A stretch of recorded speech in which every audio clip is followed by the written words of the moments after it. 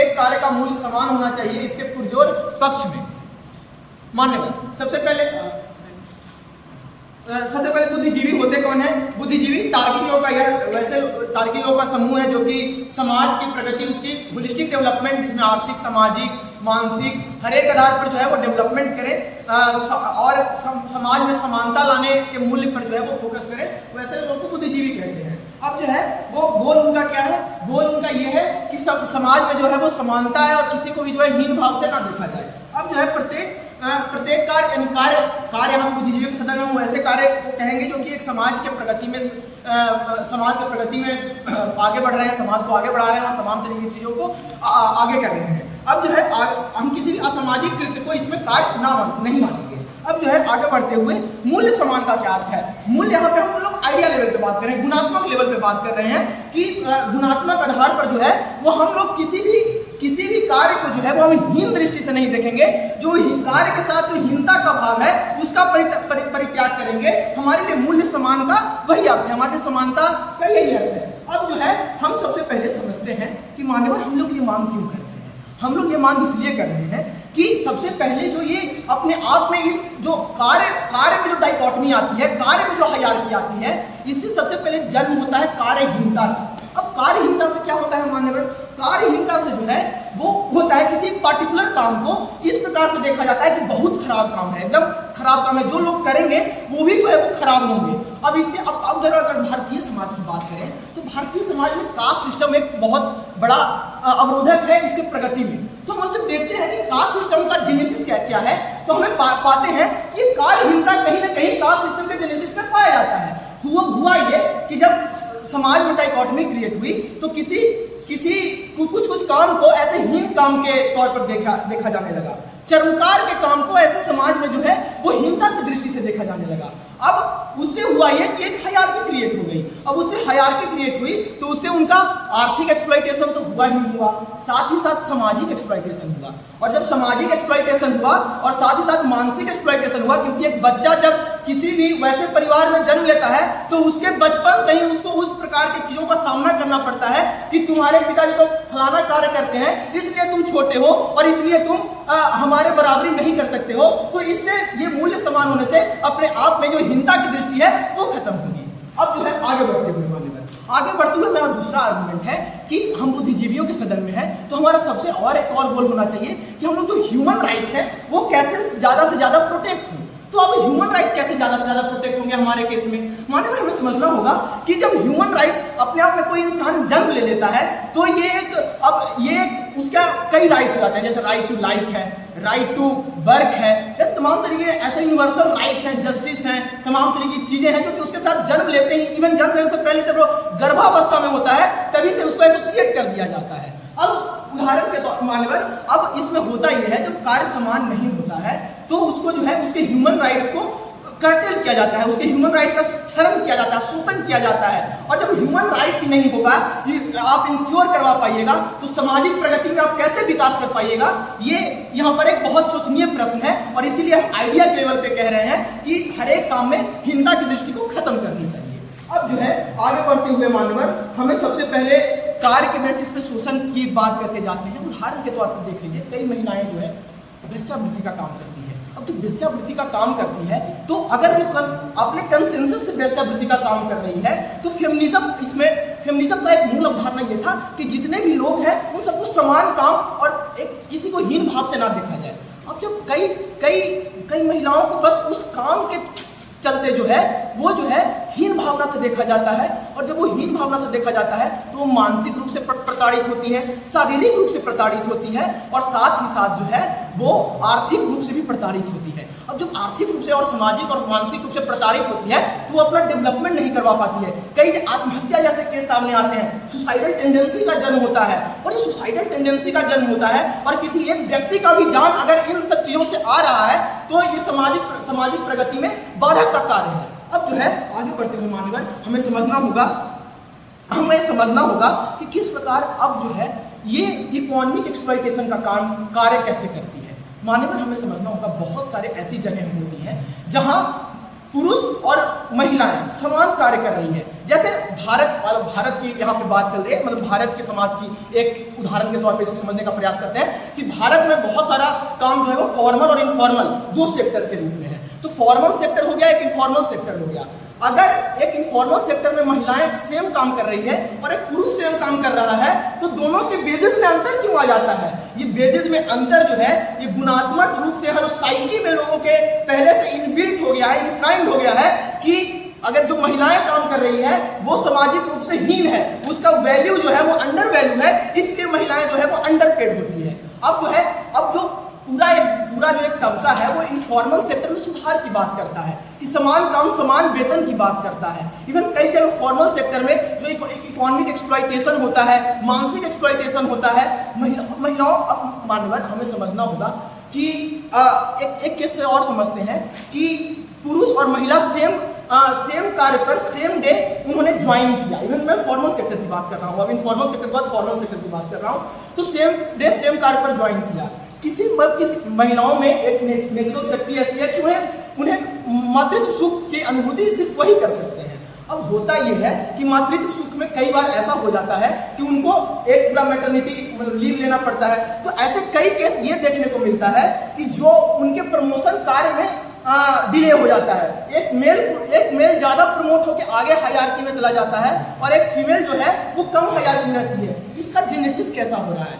महिला अगर मातृत्व प्रेगनेंसी में जा रही है तो क्या प्रेगनेंसी भी अपने आप में कार्य नहीं है? उसको अंडर वैल्यू क्यों किया जा रहा है? मातृत्व अपने आप में अगर समाज के संचालन के लिए कितना जरूरी है और उसको अंडर वैल्यू करके बस इसलिए उनको अंडर पेड रखा जा रहा है या उनके हयाती में इसलिए कम किया जा रहा है क्योंकि उसको कंसीडर ही नहीं किया जा रहा है। और उस हीनता के कारण उनको शारीरिक कष्ट का भी सामना करना पड़ता है। शारीरिक के साथ साथ जिस समय प्रसव पीड़ा होती है उस मानसिक पीड़ा और शारीरिक पीड़ा के साथ साथ उनको अंडरपेड भी रखा जा रहा है, जिससे होता है कि समाज में वृद्धि नहीं आ पाती है। अब जो है हाँ, तो अंत में यही कहना चाहूंगा कि इन्हीं कारणों की वजह से हम लोग आइडिया लेवल पे किसी भी कार्य को हीन न रखने की मांग कर रहे हैं। धन्यवाद। जीने के सदन का मानना है कि प्रत्येक कार्य का मूल्य समान होना चाहिए उज्ज्वल विपक्ष 3, 2, 1। सबसे पहले वर्तमान तो बुद्धिजीवियों का जो क्या होते हैं वो ठीक है, जो कह के जाते हैं तार्किक लोग होते हैं, प्रगति मानते हैं, होलिस्टिक डेवलपमेंट मानते हैं और सामाजिक holistic development in the sense कि आप उसकी सारी वैल्यूज को मानेंगे लेकिन जो जितना पुट दे रहा है उतनी ज्यादा उसकी वैल्यूज को आप कैटर करेंगे। अर्थात होलिस्टिक एज अ होल में नहीं, आप जितना वो पुट देगा उतना आप उसको वैल्यूज को कैटर करेंगे। गोल क्या है? समानता है, अहीन भावना। हमारा गोल क्या होगा कि जो कार्य दे रहा है कर रहा है उसके अकॉर्डिंग उसको हम देंगे, वैल्यूज को थ्रूपुट देंगे।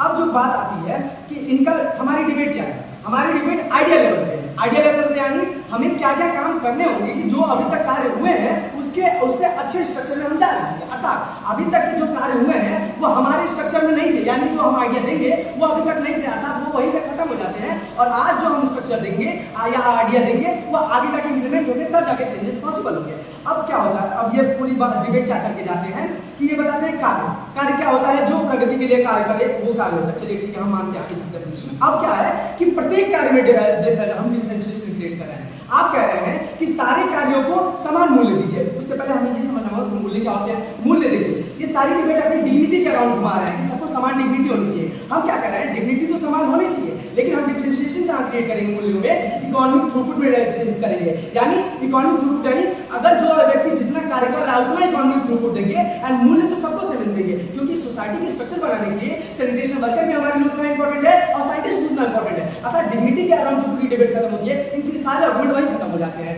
और दूसरी बात कि हम क्या कह रहे हैं कि समान क्यों नहीं हो सकता? जैसे ही आप एक समाज में सभी कार्यों के समान स्तर दे देते हैं, सोसाइटी में एस्पिरेशनल वैल्यूज खत्म हो जाती है। एस्पिरेशनल वैल्यूज की स्तर पे खत्म हो जाती है कि कोई इकोनॉमिक ग्रोथ करना क्यों चाहेगा? अर्थात आप ये जब कह देते हैं कि आप सैनिटेशन वर्कर को भी, क्योंकि ये वैल्यूज को डिफाइन नहीं करके जाते हैं। अर्थात जो हम वैल्यूज को डिफाइन कर रहे हैं कि वैल्यूज अर्थात सबको इकोनॉमिक भी हम मान रहे हैं कि इकोनॉमिक ग्रोथ भी सबको दे दोगे, एक उसको साइंटिस्ट को भी दे दोगे, एक आप इसको भी दे दोगे, कोई काम ही क्यों करना चाहेगा? अर्थात अपने में चेंज क्यों लाना चाहेगा? और ये तो दो प्रोफेशन की बात हो गई, लेकिन एक प्रोफेशन में भी कोई सैनिटेशन वर्कर एकदम स्किलफुल होता है और एक स्किललेस होता है, वो सिर्फ कार्य करने के लिए होता है, वो अपने कार्य में एनहांसमेंट लाएगा क्यों? यानी एआई वाली जो बात आती है, सॉफ्टवेयर इंजीनियर्स अपने में डेवलपमेंट क्यों लाएंगे? अगर उसको पता है कि मेरी जॉब है और जब तक जॉब रहेगी उसको सेम वेज मिलेगा ही, अर्थात उसको स्किलफुलनेस की जो क्राइटेरिया वही आप खत्म कर देते हैं। आप समान स्तर के नाम पे यानी मूल्य तो हम मानेंगे, डिग्निटी तो देंगे, लेकिन इक्विटी जो आप जो इकोनॉमिकल बेसिस है उसमें डिफरेंशिएट क्रिएट करेंगे थ्रूपुट के माध्यम से। अब जो आता है, अब ये जो पूरी कार्य में इकोनॉमी करते हैं वो तो खत्म हो जाती है, अब ये पूरा कास्ट सिस्टम बुलाते हैं। वही तो हम कह रहे हैं, अभी तक डिग्निटी आप देते ही नहीं थे, लेकिन हमारा जो आइडिया है कास्ट सिस्टम का जो जेनेसिस आप बता रहे हैं सरकार के आधार पर जो चमार कह दिया गया उनको, वो क्यों हुआ? क्योंकि आप कार्यों में डिग्निटी ही नहीं दे रहे थे। लेकिन हम क्या करेंगे, डिग्निटी सबको समान स्तर पर देंगे, लेकिन इक्विटी जो आप इकोनॉमिकल बेसिस है उनके कार्यों के अकॉर्डिंग देंगे। और इकोनॉमिकल बेसिस कार्यों के उसमें भी जब हम डिफरेंशिएशन क्रिएट करेंगे, यानी इंटरसेक्शन, उस कार्य के इंटरसेक्शन में करेंगे, तो उसमें भी कौन कितना स्किलफुल है उसकी स्किल के हिसाब से देंगे, तब जाके सोसाइटी स्ट्रक्चर डेवलपमेंट की हो जाएगी, वरना सोसाइटी जो है वो स्टैग्नेट हो जाएगी। और सोसाइटी जब स्टैग्नेट हो जाती है तो कहीं ना कहीं आप ग्रोथ की ओर नहीं बढ़ पाएंगे। आप जब ग्रोथ की ओर नहीं बढ़ पाएंगे, इसलिए हम बुद्धिजीवियों के सदन में रहकर हम इस कार्य को ज्यादा महत्व देंगे। उसके बाद आते हैं और ये मानसिक एक्सप्लॉयटेशन की बात करते हैं। ठीक है, मानसिक एक्सप्लॉयटेशन तब होता है महोदय जब आप ये देखते हो कि मैं कितना भी कार्य कर दूं, चाहे सेल्फ डेवलपमेंट के लिए कर दूं, सोसाइटी के लिए कर दूं, मुझे मिलना उतना ही है। यानी जो कॉन्फिडेंस वाली जो बात आती है या फिर जो मोटिवेशन वाली बात है वो कुछ ही नहीं मिलेगा। और जैसे ही कुछ नहीं मिलेगा या आपके में नहीं, हमारे में हो जाता है कि मानसिक एक्सप्लॉयटेशन आपके केस में ज्यादा हो रहा है, हमारे में नहीं। क्योंकि हम तो देख रहे हैं ना कि अगर मैं ज्यादा कार्य करूंगा बिना किसी को हार्म पहुंचाए तो मुझे एक तरीके से समान वैल्यूज मिलेंगी। लेकिन जब आप ये सोच रहे हो कि मतलब मेरे पास मोटिवेशन ही नहीं है कि मैं काम कम करूं, मैं काम ज्यादा करूं, मैं काम स्किलफुली करूं, मैं काम ना करूं, मुझे अगर मैं जॉब पा गया, अगर मैं सॉफ्टवेयर इंजीनियर बन गया, अगर मैं सैनिटेशन वर्कर बन गया, तो जितना सैनिटेशन वर्कर बन रहा है वो दिन रात काम कर रहा है, और जितना एक सॉफ्टवेयर इंजीनियर बस काम करके चला जा रहा है उसको मिल रहा है, तो मैं एक्स्ट्रा काम करूं क्यों और सोसाइटी ग्रोथ जाएगी कैसे, क्या बता के जाइए। उसके बाद ह्यूमन राइट्स की बात करते हैं। ह्यूमन राइट्स प्रोटेक्ट होने चाहिए, हम तो कह रहे हैं ह्यूमन राइट्स प्रोटेक्ट होने चाहिए। और ह्यूमन राइट प्रोटेक्ट होने में ही हम कह रहे हैं कि इक्विटेबल जो जस्टिस होता है, इक्विटेबल जस्टिस का क्राइटेरिया आता कैसे है? इक्विटेबल जस्टिस का क्राइटेरिया यही से आता है कि आप जब कार्य करते हैं, कार्यों की इंटेंसिटी के हिसाब से आप उसको एक तरीके जस्टिस दिलाते हैं। अर्थात अगर हम क्राइम के सिचुएशन में जो हमारा जो ये हम दोनों ही बात कर रहे हैं अच्छे कार्यों में, बट इसको समझते हैं एक क्राइम के हिसाब से। क्राइम में हम देखते हैं कि एक दो व्यक्ति मर्डर कर दिए, लेकिन देखा जाता है कि कौन सर डिफेंस में कर रहा है और कौन क्राइम करने के लिए कम कर रहा है। अर्थात इंटेंसिटी और इंटेंशन दोनों देखा जाता है। सिर्फ वही इंटेंसिटी और इंटेंशन जब हम कार्य की सिचुएशन में देखेंगे, समाज की प्रगति वाले कार्यों में देखेंगे, तो हम वहां भी रिवॉर्ड बेसिस रखेंगे।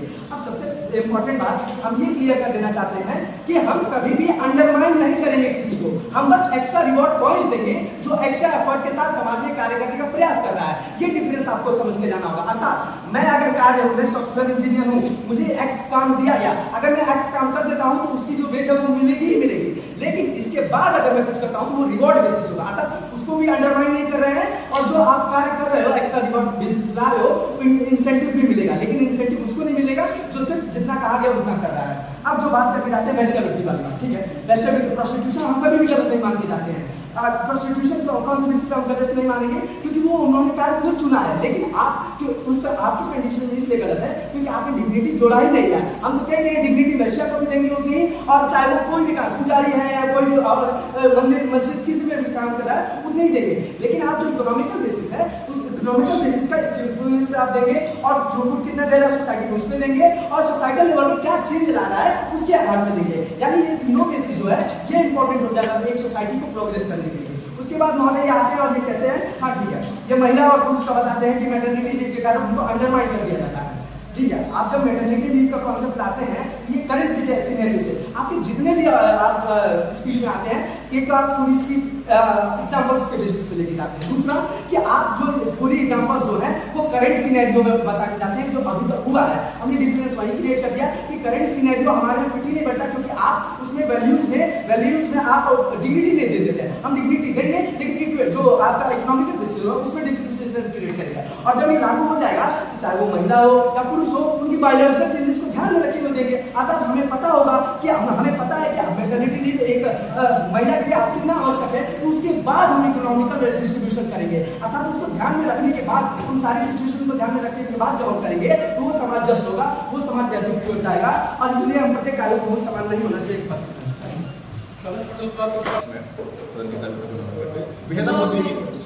विषय था बुद्धिजीवियों का यह सदन मानता है कि प्रत्येक कार्य का मूल्य समान होना चाहिए। अब हमारे विपक्ष को जब पता है, विपक्ष समझ ही नहीं पाया है कि पक्ष का भार क्या था, विपक्ष का भार क्या था। हम अपने भार में सबसे पहले सिद्ध ही कर गए हैं कि इकोनॉमिकल बेसिस पर तो हम समानता की बात कर ही नहीं रहे हैं। इकोनॉमिकल बेसिस पर तो जो आप कह रहे हैं वो सत्य ही है, जो हमको उससे कोई फर्क ही नहीं पड़ता है। हमारा भार क्या है कि हम प्रत्येक कार्य को, किसी भी कार्य को अगर हितता की दृष्टि से नहीं देखेंगे तो वही कार्य की समानता आ गई है। जब आप अपने पैराडाइम में स्पीच में ही कह गए तो हमारा भार वही सिद्ध हो गया। अगले रूप में आते हैं, कार्य जो हमने परिभाषित किया था सामाजिक प्रगति के लिए कार्य है। दूसरी जो डिबेट है गुणात्मक आधार पर डिबेट है। आप रेस्पेक्ट को कैसे किलो के भाव में दर्जा कर दे रहे हैं, हमको ये समझ नहीं आया। आपने रेस्पेक्ट में बता दिया कि सोसाइटी में उसकी रेस्पेक्ट ज्यादा होगी। अरे आप जब डिग्निटी के साथ जोड़ रहे हैं और आपने इकोनॉमिकल बेसिस का पैराडाइम, इकोनॉमिकल बेसिस का पैराडाइम है ही नहीं। दूसरी बात, कैसे हमने बताया कि जब हम सारे कार्यों को समान कर दे रहे हैं, यानी कि सभी की अस्मिता की रक्षा कर दे रहे हैं, किसी को हीन भावना से नहीं देख रहे हैं, तो कैसे ह्यूमन राइट प्रोटेक्टेड रह रहे हैं, हमने अपने पैराडाइम में बताया। और वही बात ये मानकर भी चले जा रहे हैं। अगली बात, जो हमारा पूरा पैराडाइम है वो कार्यहीनता के ऊपर है कि कैसे जगह यदि हम किसी कार्य को छोटा मान रहे हैं तो उस कार्य को छोटा मानने से सारे के सारे पैराडाइम में अलग अलग परिवर्तन आ रहे हैं। कैसे जातिगत व्यवस्था उसकी वजह से बन जा रही है, जातिगत व्यवस्था के साथ साथ कैसे एक एक्सप्लॉयटेटिव पैट्रियार्की विमेंस को कम पे कर रही है। अपने ही वक्तव्य में आकर ये एक जगह कॉन्ट्रडिक्शन करके जाते हैं, बैठे हैं बुद्धिजीवियों के सदन में, बात पितृसत्तात्मकता की कहकर जाते हैं कि बायोलॉजिकल बेसिस पर सेम सेक्टर के अंदर, इन्फॉर्मल सेक्टर के अंदर काम करने वाली औरतों को हम पे उसके हिसाब से नहीं देंगे, हम तो अपने हिसाब से देंगे बायोलॉजिकल डिफरेंस के आधार पर। बुद्धिजीवियों के सदन में बैठे हुए या इनका एक इनहेरेंट कॉन्ट्रडिक्शन था। फिर ये कास्ट सिस्टम का जो हमारे नेता समझाकर गए थे, देखिए कार्यहीन जब आप किसी कार्य को छोटा मानते हैं, तो आप इक्वल पे की बात कर रहे हैं, मैं आपका पूरा भ्रम अभी तोड़ देता हूं कि इक्वल पे किसी में आ नहीं सकता, हम चाह भी नहीं रहे कि इक्वल पे आए, क्योंकि वो एक क्वांटिटेटिव डिफरेंस है ना कि क्वालिटेटिव डिफरेंस है। हम आइडिया के स्तर पर बात कर रहे हैं कि गुणात्मक रूप से हमें सभी कार्यों को समान रखना है, तो हम किसी भी कार्य के साथ हीन भावना नहीं जोड़ेंगे। अब मैं आपको ये इकोनॉमिकल पैराडाइम है हल्का से यह भी समझाई देता हूँ कि होता क्या है। सबसे पहले किसी कार्य को छोटा समझा जाता है, उस कार्य को छोटा समझा जाता है तो जो व्यक्ति वो कार्य कर रहा है, अब चर्मकार का कार्य जो कर रहा है, आपने कह दिया कि वो सोसाइटी में कितना फुट डाल रहा है। भाई सैनिटेशन वर्कर जो है सोसाइटी में फुट नहीं डाल रहा है क्या? सैनिटेशन वर्कर भी सोसाइटी में फुट डाल रहा है। देखा जाए तो सैनिटेशन वर्कर भी भाई इंसानों की जान बचा रहा है, डॉक्टर भी इंसानों की जान बचा रहा है। ऐसे में हम कह रहे हैं कि सैनिटेशन वर्कर के साथ जो एक चीज जुड़ी हुई है कि वो कार्य छोटा है, इस कार्य को छोटा मानने की वजह से ही तो उसका इकोनॉमिकल एक्सप्लॉयटेशन भी हो रहा है, सामाजिक एक्सप्लॉयटेशन भी हो रहा है। इस एक्सप्लॉयटेशन को एंड हम कैसे कर रहे हैं? इस एक्सप्लॉयटेशन को हम एंड कर रहे हैं एक और एक्सप्लॉयटेटिव स्ट्रक्चर देकर। इसको अंत नहीं किया जाएगा कि हम भाई जो ज्यादा कार्य करेगा, सैनिटेशन वर्कर के अंदर ये हायरार्की बनाकर चले जाते हैं, एक और एक्सप्लॉयटेटिव स्ट्रक्चर खड़ी कर चले जाते हैं आर्थिक बेसिस पर कि भाई अगर आप वहां ज्यादा कार्य करोगे, अब ये आप कैसे डिफाइन करेंगे कि सैनिटेशन वर्कर की स्किल ज्यादा है कम है? आप उसके अंदर कह रहे हैं जिसके स्किल ज्यादा होंगे उसको एक और हम अवार्ड दे देंगे। बुद्धिजीवियों के सदन में आकर कह रहे हैं कि भाई हम वहां भी एक ऐसी नई व्यवस्था खड़ी कर देंगे जहां एक जिसके पास ज्यादा पैसा आ जाएगा सैनिटेशन वर्कर के पास, वो दूसरे का उत्पीड़न कर सके। चलिए वो भी अगर इनके जो उनको हटाते हैं, वैश्यावृत्ति वाले कार्य में इनका जो पूरा का पूरा भार था वही हमको समझ नहीं आया। हमने कब कहा है कि वैश्यावृत्ति के अंदर भाई जो महिला वैश्या है उसको आप एक डॉक्टर के बराबर पे दो, हमने तो कहीं नहीं कहा। हमने ये कहा है आप उसके कार्य को नीचा नहीं समझेंगे, क्योंकि यदि उसका कार्य नीचा समझा जा रहा है, कार्य को नीचा समझने की स्थिति में जो हमारे हाउस का गोल है ह्यूमन राइट प्रोटेक्शन, वही वायलेट हो जा रहा है। वो किस प्रकार वायलेट हो जा रहा है? यदि आप उस कार्य को नीचा समझ रहे हैं, जैसे हमारे नेता कह करके सबसे ज्यादा फिजिकल एक्सप्लॉयटेशन, जब किसी वैश्या के साथ बलात्कार जैसा ट्रिगर बॉन्डिंग, यदि बलात्कार जैसा कोई भी कुकृत्य होता है,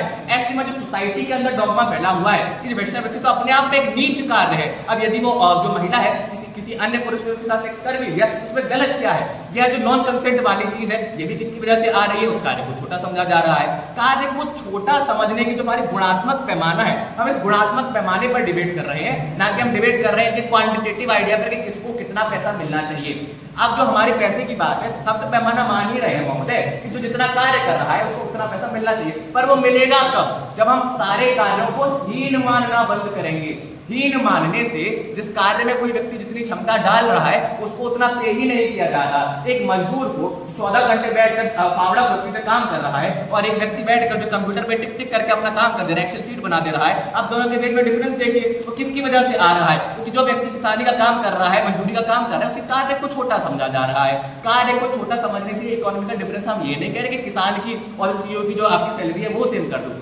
एटलीस्ट जितना उसको मिलना चाहिए, जो उसका मिनिमम वेज है उसको मिलना चाहिए, वो कब इंश्योर हो पाएगा? जब उस कार्य की अस्मिता डिसाइड हो पाएगी। सामाजिक रूप से हम उस कार्य को प्रभुत्वशाली मान रहे हो, इतना तो मान रहे होंगे कि एटलीस्ट ये इंसान। अगली बात पर आते हैं, और ये जो इनफॉर्मल सेक्टर की आप हमारे जो नेता के वक्तव्य के एक स्टेटमेंट को गलत इंटरप्रेट कर रहे थे, उसका उदाहरण यही था कि महोदय वह कह रहे हैं कि 2 सेक्टर एग्जिस्ट करते हैं, एक फॉर्मल है एक इनफॉर्मल है। इनफॉर्मल सेक्टर में एक महिला भी वही कार्य कर रही है और एक पुरुष भी यदि वही कार्य कर रहा है तो महिला का जो वेतन है वह कम हो जा रहा है। उसका आधार क्या है? उसका आधार है समाज के अंदर से पूर्व व्याप्त एक जो अवधारणा है कि महिलाओं द्वारा कार्य के एक जो होते हैं वो छोटे ही होते हैं। आप इसका एक तो हमको कोई काउंटर नहीं दे कर गए, आप कह रहे हो कि हम महिला और पुरुष का जो वेतन है अब इसके अंदर डिफरेंशिएशन भी क्रिएट करेंगे क्योंकि महिला कम कार्य कर रही है तो महिला को हम कम पैसा देंगे और उसका जो कार्य का आपका जो बेसिस था वह अपने आप में बड़ा ही पितृसत्तात्मक आधार था, बायोलॉजिकल बेसिस। किस प्रकार से बायोलॉजिकल बेसिस पर एक महिला एक पुरुष से कम काम कर रही है आप हमको नहीं बताकर जाते हैं। कैसे सोसाइटी के अंदर उसका पुट नहीं है आप ये बताकर नहीं जाते हैं। जब मैटरनिटी लीव की बात आती है, मैटरनिटी लीव में आप हमको कहीं नहीं समझाकर जाते हैं कैसे एक बच्चे को जन्म देना जो कि सोसाइटी के लिए सबसे होलिस्टिक सबसे बेहतरीन कार्य है, जो समाज के उत्थान के लिए सबसे महत्वपूर्ण कार्य है, किस प्रकार वो समाज के अंदर एक दही ऊर्जा नहीं लेकर आ रहा है या फिर कुछ इंसेंटिव नहीं लेकर आ रहा है। आप उस पैमाने पर जाइए क्योंकि मैटरनिटी लीव भाई मातृसत्ता में इस वजह से आ रही है इसीलिए उनको कम पे किया जाना चाहिए। तो इनका जो पूरा का पूरा पैराडाइम है पितृसत्तात्मकता से भरा हुआ है, वो पूंजीवादी विचारों से भरा हुआ है। इसीलिए हम जो कह रहे हैं कि ये जो विचारधारा है हमारा जो पैराडाइम है, हमारा पैराडाइम है सिर्फ गुणात्मक लेवल पर। हम कह रहे हैं किसी भी कार्य को हीन भावना से नहीं देखा जाएगा। सभी का जो बेस लेवल है, जो पे लेवल है, अभी तो ये कह रहे हैं कि हमारा आइडिया तो अभी एग्जिस्ट करता ही नहीं है, एक नया आइडिया ऐसा बनेगा, उस आइडिया के क्या पैरामीटर होंगे अभी तक कुछ क्लियर हमको नहीं हुआ है। और हम तो ये कह रहे हैं कि भाई जब आपका नया आइडिया बन रहा है तो आप बना ही रहे हो तो आपने तो कह दिया कि हम तो डिग्निटी सबकी समान रखेंगे। अरे डिग्निटी समान रखने के बावजूद आप ही क्या अभी के पैराडाइम में अभी आप ये इंश्योर कर पाए हैं कि जो पैसा मिल रहा है सभी को क्या वास्तविकता में उतना मिल भी पा रहा है? हमारा बस इतना है कि हमको समान वेतन की कोई आवश्यकता नहीं है। हमारे पैराडाइम में जो परिभाषा है नेता पक्ष में वही पुनर्स्थापित करूंगा, किसी भी कार्य को हीनता की दृष्टि से नहीं देखा जाएगा। किसी भी अब आप रेस्पेक्ट का कोई, क्योंकि वो एक क्वांटिटेटिव वस्तु है, उसका कोई आप उसको नाप नहीं सकते हैं, इसलिए बस हमारा इतना किसी भी कार्य को हीनता की दृष्टि से नहीं देखा जाएगा। इसी से हमारा भाग सिद्ध हो जाता है। धन्यवाद। सदन पटल पर उपनेता विपक्ष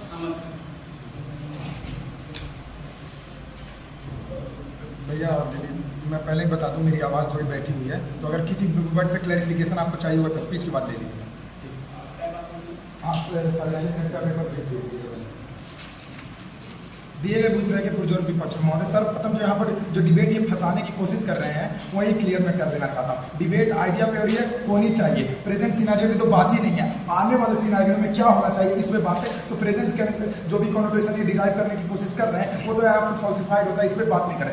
आगे आने वाले पे जो इम्प्लीमेंटेशन में स्ट्रक्चर देकर जा रहे हैं उसमें फ्लॉ आप गिनवा के जाइए, तो उसमें आप फ्लॉ नहीं गिनवा पाते हैं। आप अभी के पूरे के स्ट्रक्चर में फ्लॉ गिनवा रहे हैं, लगातार गिनवा रहे हैं, ये तो डिबेट का भारी नहीं है। आगे बढ़ते हुए जब हम देखते हैं मौजूद डिग्निटी और इकोनॉमी में जो बात फंसा के जा रहे हैं, इनका दोनों पॉइंट स्टैंड नहीं कर रहा है। अब देखिए डिग्निटी जो आपका डिराइव हो रहा है कहीं ना कहीं आपकी इकोनॉमिक थ्रूपुट से डिराइव हो रहा है। अब देखिए आपका डिग्निटी कैसे थ्रूपुट से डिराइव हो रहा है। आप कह रहे हैं कि कोई व्यक्ति जो कुदाल चला रहा है आप उसको उतना बेसिस नहीं दे रहे। हम कह रहे हैं कि कोई व्यक्ति कुदाल चला कहा रहा है ये भी तो डिपेंड कर रहा है। आप कह रहे हैं कि अपने खेत में लेकर कुदाल चला रहा है आप उसको उतना ही बेचे देते जितना सॉफ्टवेयर को देगा, लेकिन उसका थ्रूपुट है कितना ये भी तो देखिए समाज लेवल पे। वो कुदाल अपने खेत में चला रहा है, अपने पूरे परिवार के साथ चला रहा है, अब बस बिना किसी लॉजिक के चला रहा है या क्यों चला रहा है ये उसकी रीजनिंग तो आपको देनी पड़ेगी क्यों चला रहा है। तो ये थ्रूपुट जब सोसाइटी में दे रहा है, अगर उसका प्रोडक्शन ज्यादा हो रहा है, वो ज्यादा अनाज उपजा रहा है, अगर ज्यादा अनाज उपजा रहा है और फिर उसको वेजेस कम मिले तब उसको हम मानेंगे ना कि इनइक्वालिटी उसके साथ हो रही है। लेकिन वो बस कुदाल चला रहा है इसके बेसिस पर हम उसको थ्रूपुट दे दें कि उसको उतना ही पेमेंट दो जितना एक सॉफ्टवेयर इंजीनियर को दीजिए, तो अपने आप में यहाँ पे इनइक्वालिटी की संतुलन बनाने की कोशिश कर रहे हैं। तो पहला तो उनका डिग्निटी वाला पॉइंट यहाँ पर खत्म होता है। फिर आपको बात करते हैं कि हम इकोनॉमी को मानेंगे नहीं कि इकोनॉमी से कुछ होता ही नहीं है। आप कह रहे हैं कि प्रगति समाज में आप डिग्निटी से समाज की प्रगति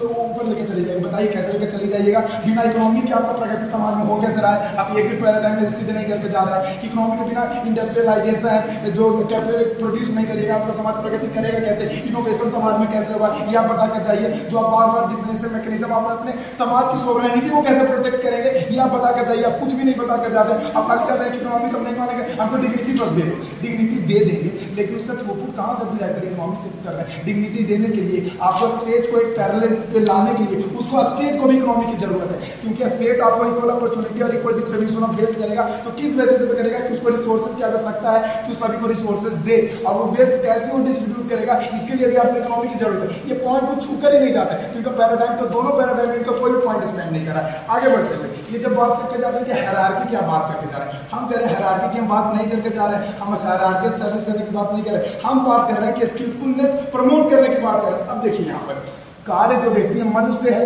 मनुष्य ही कार्य करेगा। मनुष्य हो सकता है आलसी हो, मनुष्य हो सकता है कि वो कार्य करना ना चाहे, वो बस उसके एक बार जॉब मिल जाए, वो कार्य करना नहीं चाह रहा है। अगर मैं कार्य नहीं करना चाह रहा हूँ, मेरे ऊपर भी बहुत सारे लोग डिपेंडेंट है। आप एग्जाम्पल लीजिए, प्रोफेसर है, एक यूनिवर्सिटी में प्रोफेसर है, वो प्रोफेसर बन गया, अब वो बच्चों को पढ़ाई नहीं कर रहा है, वो भारत जो समाज का भविष्य भी उसके हाथ में कि बहुत सारे बच्चे उसके ऊपर डिपेंडेंट है। अगर वो अपने कार्य को अच्छे से नहीं करेगा, हम उसको क्यों प्रमोशन देंगे, क्यों उसको समान रूप से ट्रीट करेंगे? और एक प्रोफेसर है जो बहुत अच्छे से पढ़ा रहा है, उसको क्यों नहीं आगे हम प्रमोट करेंगे?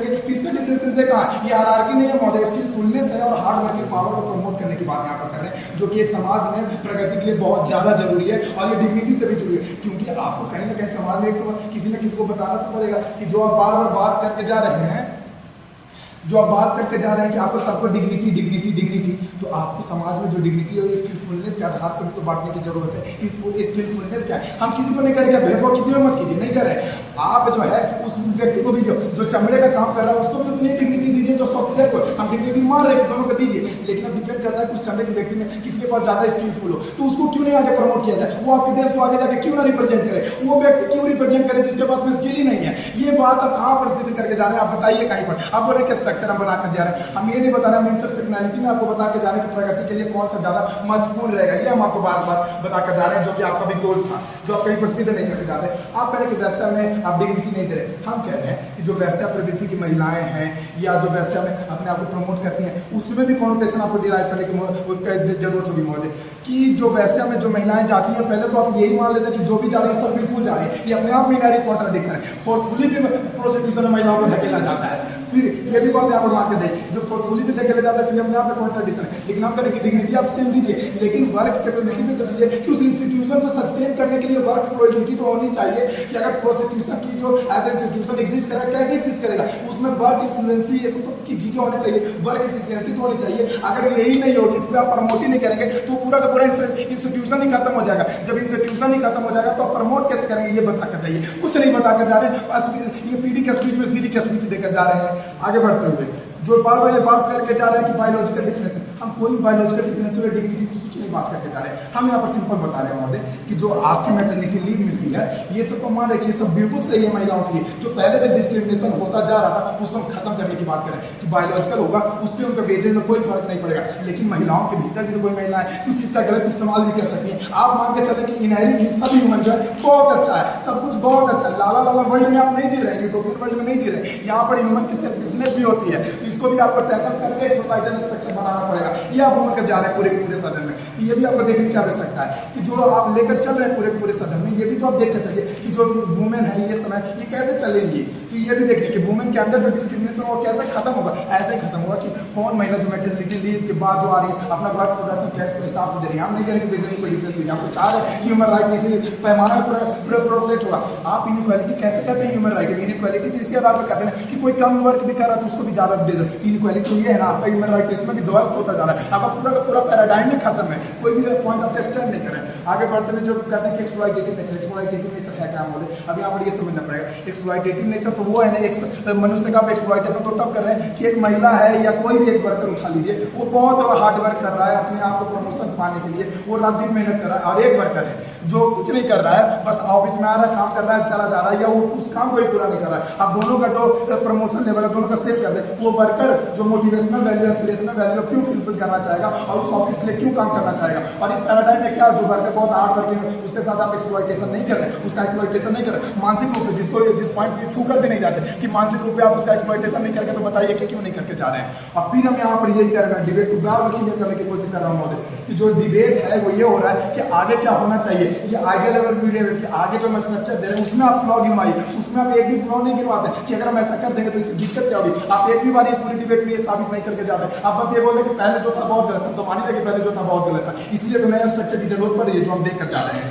आगे बढ़ते हैं महोदय, जो ये बार बार कहते हैं कि क्वालिटेटिव चेंज ये बोलते ही है। सोसाइटिकल गोल है तो क्या होता है कि सोसाइटी का गोल होता है कि 100% इक्वालिटी को अचीव किया जाए। क्या सोसाइटी का 100% इक्वालिटी को अचीव कर सकता है? ये सब लोग हम लोग जानते हैं कि नहीं अचीव कर सकता, लेकिन हम स्ट्राइव करेंगे। लेकिन आपके पैराडाइम में हम स्ट्राइव भी नहीं कर सकते क्योंकि आप पहले ही से कह रहे हैं कि नहीं सब लोग तो समान रूप से होते ही हैं, और सब लोग समान रूप से होते हैं तो जो उनकी कैपेबिलिटी जो बन रही है वो कैसे समान रूप से बनी, इसके पीछे की कोई रीजनिंग आपकी है नहीं। तो इसी के साथ मैं कहना चाहता हूँ महोदय कि सभी लोग का जो प्रत्येक कार्य का मूल्य समान नहीं होना चाहिए। धन्यवाद।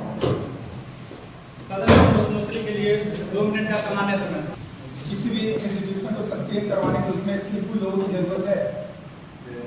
अगर कोई व्यक्ति उस इंस्टीट्यूशन में ऐसा भी होगा जो स्किलफुल नहीं होगा, कोई इंस्टीट्यूशन में क्यों होगा अगर कोई इंस्टीट्यूशन नहीं है? अरे हम कह रहे हैं कि उस इंस्टीट्यूशन में तो हो सकता है कोई भी व्यक्ति हो सकता है कोई इंस्टीट्यूशन के लिए कुछ वो मिनिमम स्किल ठीक है, वो मिनिमम सिर्फ मिनिमम स्किल ही फुलफिल करता तो अगर वो मिनिमम स्किल पर उस इंस्टीट्यूशन का क्राइटेरिया आप बता ठीक दिया है। है। अगर उस इंस्टीट्यूशन में उससे ज्यादा स्किलफुल लोग एग्जिस्ट कर सकते हैं, अरे तो इंस्टीट्यूशन के लिए जो मिनिमम ठीक क्राइटेरिया है। चाहिए तो उसको अगर पास ठीक करना है, उससे ज्यादा अगर कोई स्किलफुल है और वो ज्यादा वर्किंग थ्रूपुट कर रहा है, उससे सोसाइटी और वो ज्यादा उसको ज्यादा मतलब वेजेस या वैल्यू देंगे कि नहीं आप? अरे मैं तो आप मेरा आप हार ही नहीं समझ वो मैं- हाँ, मैं बात नहीं सकता है।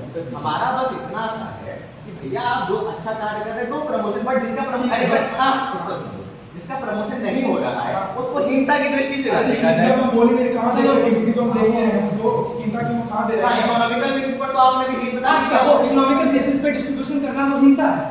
तो आप भी तो एक डोमिनेटिंग स्ट्रक्चर बनाकर चले जा रहे हैं। तो आप बोलिए हिंदा है या नहीं? इकोनॉमिकल बेसिस पे डिस्ट्रीब्यूशन करना हिंदा है, इकोनॉमिकल बेसिस पे एक्सप्लॉइटेशन कर रहे हैं। हिंदा है ना?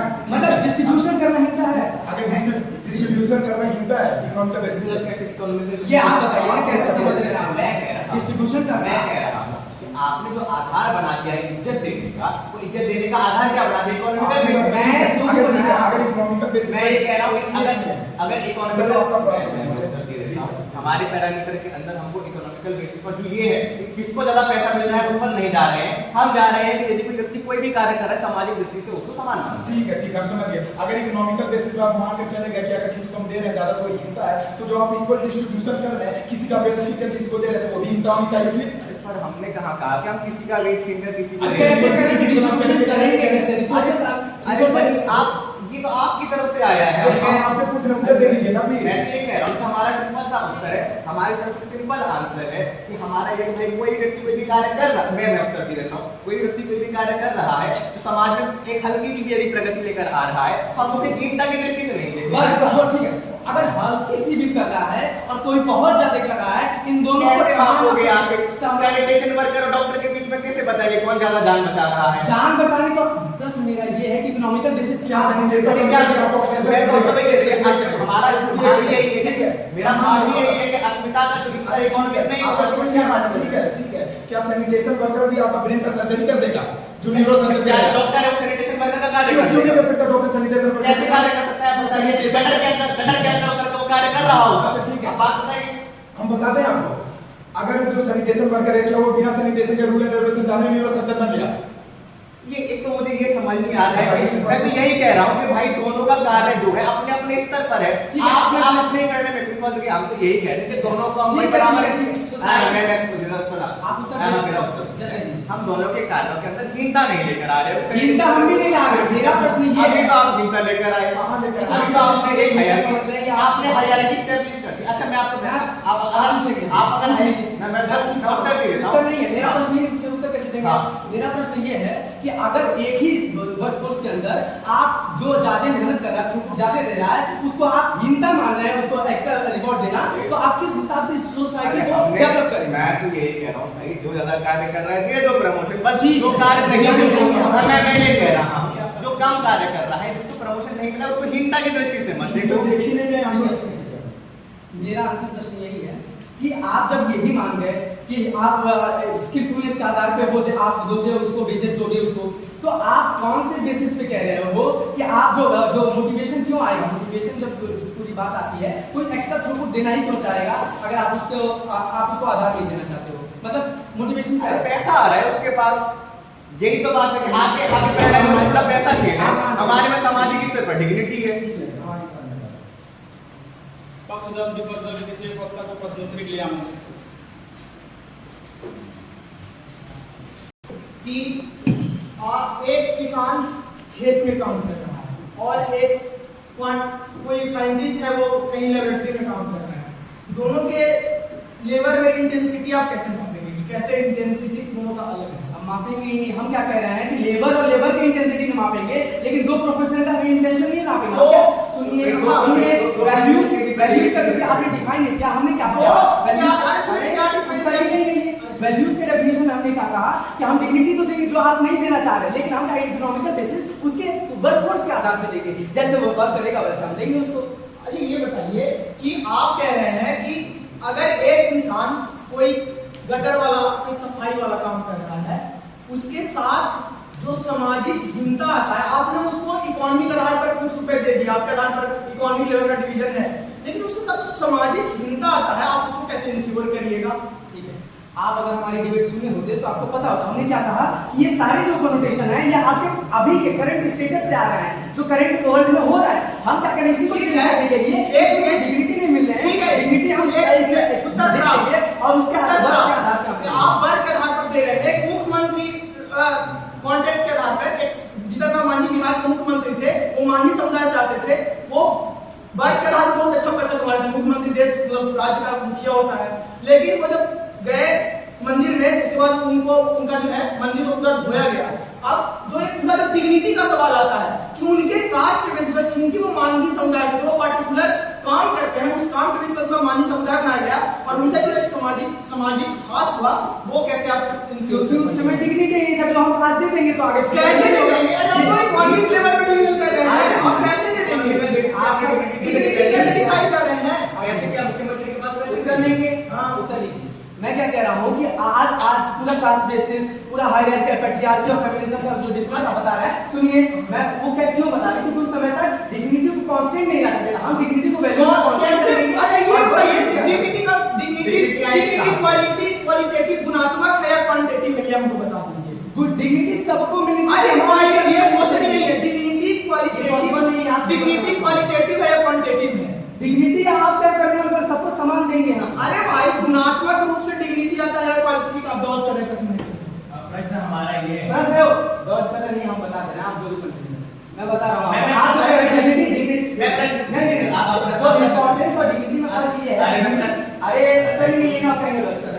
मैं क्या कह रहा हूं कि आप डिग्निटी यानी रिस्पेक्ट, क्योंकि वो समाज में एक सोसाइटी की स्ट्रक्चर बनाने में इंपॉर्टेंट रोल प्ले कर रहा है, इसलिए सबको ही समान डिग्निटी देंगे, लेकिन थ्रूपुट के आधार पे आप क्या करेंगे, उनका आपके आधार पे मतलब जिसके पास ज्यादा पैसे उसको ज्यादा डिग्निटी। ऐसा नहीं, आप बहुत कंफ्यूज हैं। हम क्या कह रहे हैं कि पैसे कम हो, पैसे ज्यादा हो, फीमेल हो तो मेल हो, वो सबको समान देंगे, लेकिन वो कार्य कितना दे रहा है, स्ट्रक्चर बनाने में कितना हेल्प कर रहा है, सोसाइटी ग्रोथ में कैसे मदद कर रहा है, उस आधार पर वैल्यूज को हम डिफरेंशिएट। अच्छा, ये बताइए, एक सैनिटेशन वर्कर और एक डॉक्टर, दोनों का मूल्य कैसे सोसाइटी बनाने में अलग अलग है?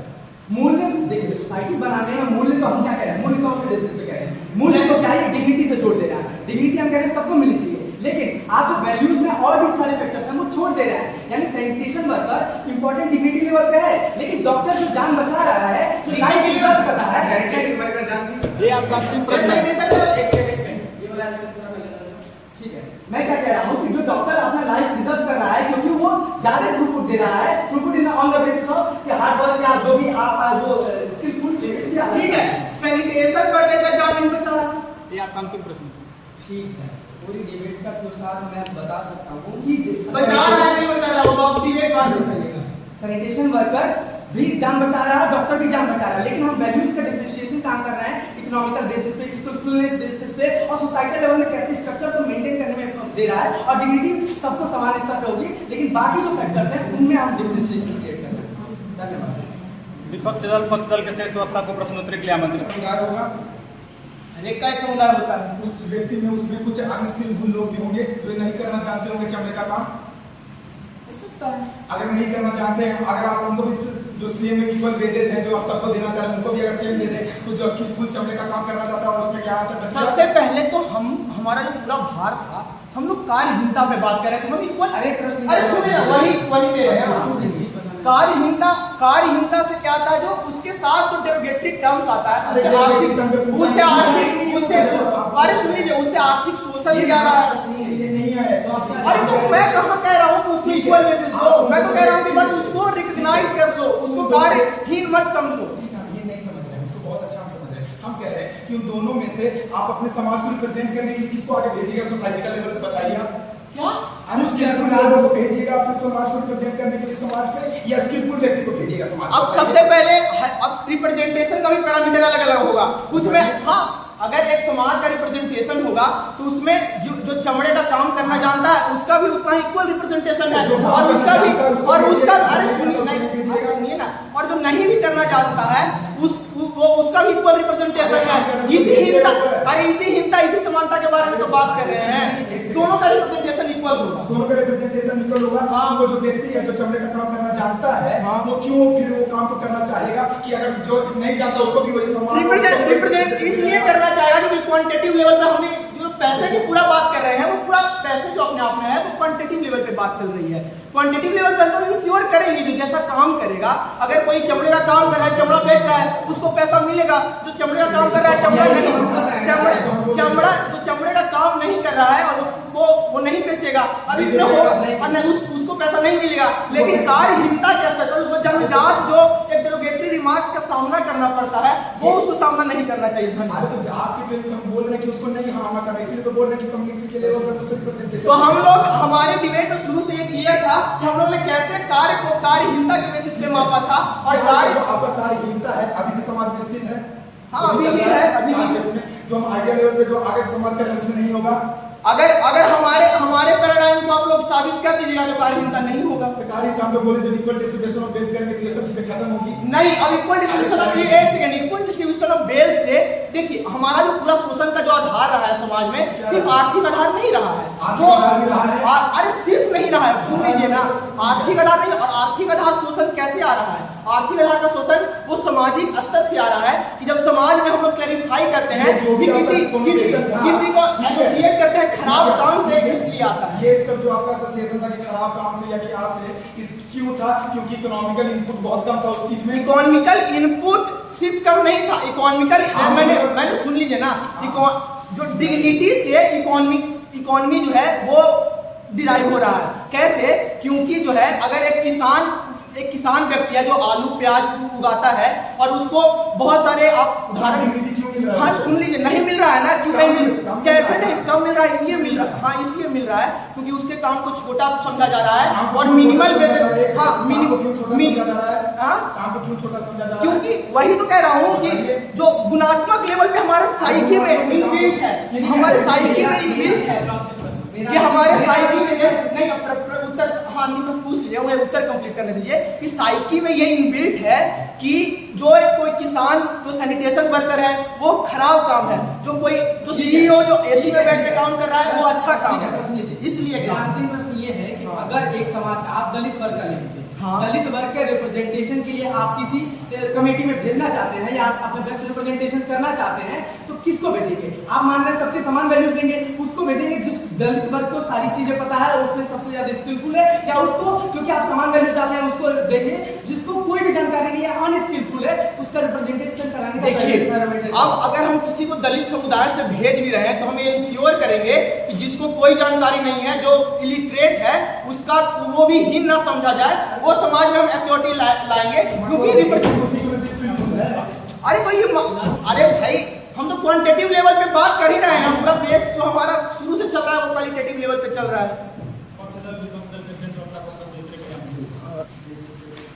क्या इकोनॉमी में डिफरेंस नहीं पड़ता है? कृषि से इकोनॉमी में डिफरेंस पड़ता है। कृषि से इकोनॉमी में जो डिफरेंस पड़ता है वो किसके कारण पड़ता है? किसान के द्वारा पड़ता है, किसान के कारण पड़ता है, किसान के क्योंकि कृषि से पढ़ने वाले भाई जो भी किसान मतलब खेती बाड़ी का काम करे, कोई भी कर सकता है, किसान के अलावा भी कोई कर सकते हैं, प्राइवेट सेक्टर भी काम करता है, तो उससे अरे तो किसान जो खेती कर रहा है वो किसान ही है ना। जरूरी नहीं है प्राइवेटाइजेशन वाले लोग भी प्राइवेटाइजेशन अडानी भी खेती कर रहा है। अडानी खुद आकर फावड़ा चला रहा है। अब तो खुद आकर फावड़ा नहीं चला रहा, लेकिन खेती तो कर रहा है। जो इंसान फावड़ा चला रहा है क्या उसके फसल पैदा करने से यही बात हम कह रहे हैं। आप कुछ क्या उसके फसल को पैदा करने से इकोनॉमी में डिफरेंस आ रहा है? तो बोलिए ना क्या आ रहा है?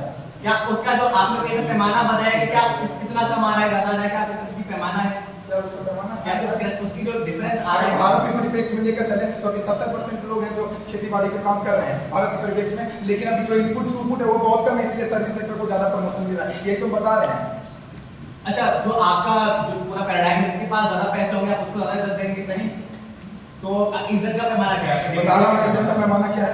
जो उस सेक्शन में, जो इंस्टीट्यूशन में वो कैरी फॉरवर्ड कर रहा है, उसमें भी हम वो देखेंगे कि उस इंस्टीट्यूशन को सस्टेन करने के लिए कितना काम कर रहा है। जो प्रोस्टिट्यूशन का मैंने आपको एग्जांपल दिया उसका भी मैंने वो बताया कि उसमें वो कितना वर्क कर रहा है। जो आईटी प्रोफेशनल, उसमें आईटी प्रोफेशनल के बीच में वो कितना काम कर रहा है। इंटरसेक्शनैलिटी की भी बात की जो आपका डिग्निटी का पैमाना आपका पैसा ही है ना? क्या डिग्निटी स्किलफुलनेस है, वो एस्पिरेशन है, ये सब चीजें यानी पैसा, अगर आपके पैमाने में पैसा आ जाने से सारी पढ़ाई हट जाएंगी। नहीं, स्किल आपके पढ़ाई में स्किलफुलनेस है डिग्निटी का पैमाना ना, आपके पैमाने में स्किलफुलनेस है, इकोनॉमिक है, बहुत सारे में चीजों को तय किया। एक ऐसा व्यक्ति है आपसे जो डिग्निटी को लेकर उसको भी लेकर और चीज बताइए।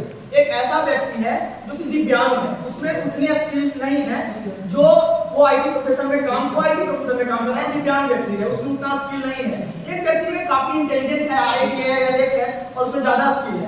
अब उस पैमाने पे आप कैसे मापेंगे? आपका स्किलफुल के आधार पर उसका स्किल कम है, यानी उसमें आप उसके डिग्निटी कम है। उसको जो दिव्यांग है उसको कभी भी मैं जो पूर्ण रूप से सक्षम उससे कंपेयर ही नहीं करूंगा, यही तो मैं बोल कर जा रहा हूँ। उसको मैं कंपेयर करूंगा जो दिव्यांग लोग हैं उनमें वो कितना पूर्ण रूप से इनपुट कर रहा है, क्योंकि उनका भी कोटा मैं डिसाइड करूंगा अपने स्ट्रक्चर में और उसके हिसाब से उनका रिप्रेजेंटेशन करवाऊंगा, जिससे उनके रिप्रेजेंटेशन में कभी फर्क न करे और उनका जो हैंडीकैप सस्टेन करे। ये मैं बोल रहा हूँ महोदय, मतलब जो इकोनॉमी है, इकोनॉमिक लेवल पर अगर सबके जैसा आपके नेता जो उत्तर देना चाहते हैं सबके पास इकोनॉमिक लेवल पर पैसा आ जाएगा, बहुत सारे समस्या समाप्त हो जाएगी, ऐसा है? देखिए अब यहाँ पर आपको समझना पड़ेगा, जो क्वालिटेटिव चेंज की हम बात कर रहे हैं, कहीं ना कहीं क्वालिटेटिव चेंज का जो जेनेसिस है, इनबिल्ट जो आप में आया गया है, वो क्यों आ गया है? क्योंकि एक जो अभिजात वर्ग था उसके पास रिसोर्स ज्यादा थे, उसके कारण ये इंडस्ट्रियलाइजेशन आपका अंदर करवाया गया। जो आपका पूरा क्वालिटेटिव चेंज वाला पॉइंट है वो भी समझ गया। यही तो प्रश्न आपका रिसोर्स वाला है। क्या जो पैसा है तो इकोनॉमी बेसिस है, क्या उससे सारी प्रॉब्लम सॉल्व हो जाएंगी? सॉल्व से क्या मैं बता रहा हूँ, इसको तो मैं बता रहा हूँ हो जाएंगे ना। अरे तुम सुन तो लीजिए भाई, हो जाएंगे इससे थोड़ी होता है। मैं बता रहा हूँ कि जो अभिजात वर्ग बना है, जो कोई भी क्लास डिवीजन हुआ, क्यों हुआ कि इंडोक्ट्रिनेशन वो करवाया, इनबिल्ट किए नहीं चाहिए। क्यों है? क्योंकि इनके पास जो है काम करने का तरीका बहुत गंदा है, क्योंकि उनका जो आउटपुट है ये सब है कि उस बेसिस पे था सब आउटपुट और प्रोडक्शन के बेसिस पे ही हो रहा है। तो हमारे यहाँ आप अपने पैराडाइम लेके चल रहे हैं। क्रिएट कराइए, मैं बोल रहा हूँ भाई। एक दलित व्यक्ति जो बहुत ज्यादा पैसा कमा रहा है, फिर उसे सामाजिक लेवल पे क्यों कास्ट डिस्क्रिमिनेशन का सामना करना पड़ता है? मैंने आपके नेता से प्रश्न पूछा था, एग्जांपल था जीतन राम मांझी। ठीक है, जो जीतन मानने वाला, यही तो मैं कह रहा हूँ कि जो एग्जांपल है, इसको स्ट्रक्चर को तोड़ने के लिए मुझे क्या जरूरत है? इकोनॉमिक इकोनॉमी लेवल उसके पास आ गया, वो राज्य का मुखिया है। लेकिन जो व्यक्ति है वो एक्सेप्शन ऑफ द एक्सेप्शन है, बहुत कम एक्सेप्शन ऐसे कम लोग नहीं है, ऐसे वंचितों का समाज आज भी मेजॉरिटी समाज में है। वंचितों का समाज मेजॉरिटी में इकोनॉमिक थ्रूपुट समय समाप्त। आप समझ नहीं रहे उत्तर।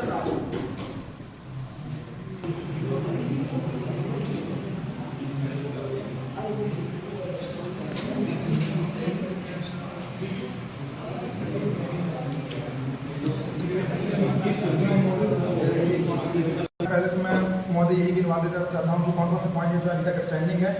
स्किलफुलनेस का कोई काउंटर नहीं के साथ, इकोनॉमिक थ्रूपुट का कोई काउंटर नहीं था।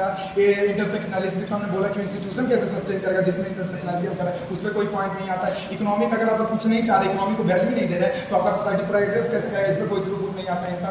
फिर आगे बढ़ते हुए जब हम बोले कि वैल्यू का जो डिफिनेशन हमने सेट किया कि डिग्निटी तो हम देंगे, लेकिन उसके साथ ही स्किलफुलनेस और जो थ्रूपुट है और मोटिवेशनल फैक्टर, उस पर कोई काउंटर नहीं आता, उसको छूकर भी नहीं जाते, वो अपने डिग्निटी पर इससे खेलते जा रहे हैं, इस पर भी कोई काउंटर नहीं है। आगे बढ़ते हुए हमने बोला कि क्वालिटेटिव चेंज कैसा हमारे पैराडाइम में ज्यादा आ रहा है, इसमें भी नहीं है। और जो डिबेट को हम बार बार बता रहे थे कि आइडिया लेवल पे वो प्रेजेंट के सिनेरियो में डिबेट कर रहे थे, ये यही नहीं बता पा रहे थे कि जो मैं मॉडल दे रहा हूँ वो मॉडल क्यों गलत है, ये नहीं कभी बताइए। अभी बता रहे हैं कि अभी कास्ट सिस्टम है, ये मैं तो अपने मॉडल में दे रहा हूँ कि कास्ट सिस्टम मेरे मॉडल में एग्जिस्ट ही नहीं करेगा, ये सब कुछ नहीं एग्जिस्ट कर रहा है, तो उस मॉडल में ये सब चीजें क्यों गलत है, ये कहीं पर सिद्ध नहीं कर जाते हैं। ये पूरा का पूरा डिबेट जो है एजम्पशन बेस पे कर जा रहे हैं। ये तो हम लोग पूरे अपने डिबेट में दिखा ही रहे थे कि हमारे में ये सब कुछ एग्जिस्ट नहीं कर रहा है।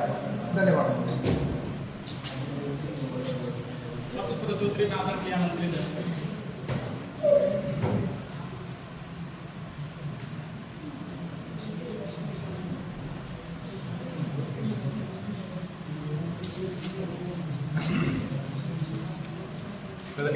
मेरा सर प्रथम जो विपक्ष है वो इकोनॉमिक पैराडाइम में ही खेलता रहता है और पूरा पैराडाइम उसका ये है कि आपको इकोनॉमी से स्ट्रॉन्ग करना, डिग्निटी वो इकोनॉमी से आ रही है। फिर अब जब एक वक्त आप क्यूएनए में आकर ये कह भी जाते हैं कि भाई आपके पास जब पैसे आ जाएंगे तो सारी समस्याएं हल हो जाएंगी, फिर हमारे तक प्रश्न उठता है एक मुख्यमंत्री जो एक दलित समाज से आता है, दलित समाज में दलित क्यों बनाए? क्योंकि उसको उसकी जाति के साथ में कार्य एसोसिएट किया गया था, डेरोगेटिव टर्म एसोसिएट किए गए थे। और डिग्निटी का जो इस तरह क्योंकि वो इकोनॉमी से नहीं आ रहा था, तो हमारा एक भाग तो वहाँ सिद्ध हो जाता है। दूसरा हमने पहले ही बताकर चले कि समानता का अर्थ क्या है हमारे लिए। समानता का अर्थ आर्थिक लेवल पर है ही नहीं। समानता का अर्थ क्या था? समानता का अर्थ किसी भी कार्य को हीन भावना से नहीं देखा जाएगा। हमने उसके फायदे भी गिनाए, हम आर्गुमेंट रख कर गए, विपक्ष आकर हमारी सारी बातों पर मानकर भी चला गया, फिर वो एक अपनी अल्टरनेटिव स्ट्रक्चर देने के प्रयास करते हैं। कोई अल्टरनेटिव स्ट्रक्चर में 3-4 बार फंस जाते हैं। पहले तो कहते हैं कि भाई हम आपकी जो एक डोमिनेटिंग स्ट्रक्चर है उसको तोड़कर एक नई स्ट्रक्चर दे रहे हैं, फिर उसके अंदर ही अपनी एक हायरार्की बनाते चले जाते हैं। कहीं भी इंश्योर ये करके नहीं जाते कि भाई आपकी इकोनॉमिकल बेसिस की हायरार्की है वो डोमिनेटिव नहीं होगी, वहां पे एक व्यक्ति जो बहुत ऊपर जा चुका होगा नीचे वाले का प्रेडिक्शन नहीं कर रहा होगा, फिर उसमें डिग्निटी है, उसकी इंश्योरिटी कहाँ है इकोनॉमिकल बेसिस पर, यह भी नहीं बताकर जाते हैं। तो कुल मिलाकर अंत में जो हमारा भार है वो सिद्ध हो जाता है। धन्यवाद। दोनों तरफ से आग्रह है कि एक दूसरे का